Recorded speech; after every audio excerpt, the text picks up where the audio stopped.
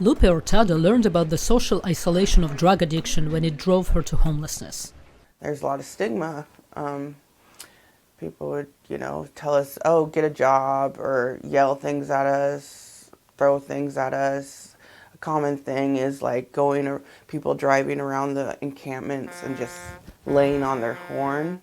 Hurtado now works as a peer counselor with a local addiction assistance group. She says the social dislocation and shame fentanyl addicts sometimes feel makes them less likely to seek treatment. Stigma in some ways equals death for some people. Overdose, especially with fentanyl. Fentanyl addicts, especially those who are homeless, can be difficult for a community to embrace. Photographer Melissa Wax recalls addicts living in a park across the street from her home.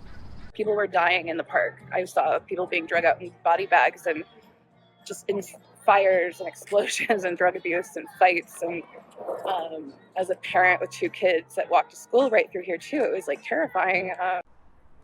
Public health advisor Brad Finegood says breaking stigmas around fentanyl addiction is critical to treatment, especially considering that trauma often contributes to drug abuse.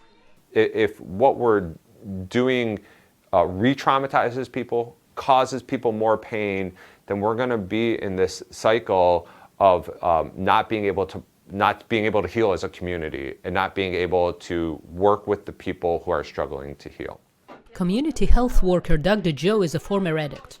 He says the opposite of addiction is not sobriety, but reconnecting. Nobody succeeds in anything without a human connection. So these people at a bare minimum deserve a human connection. The fatal impact of not getting treatment for fentanyl addiction can be seen on a wall at the Tacoma Needle Exchange, where pictures and mementos remember those lost to overdose. We don't know how long fentanyl is going to be around. We don't know what the next drug is going to be, and we don't know what the next drug after that is going to be. Things come in waves, and they affect people differently. The demand for clean needles was replaced by growing demand for opioid reversal kits.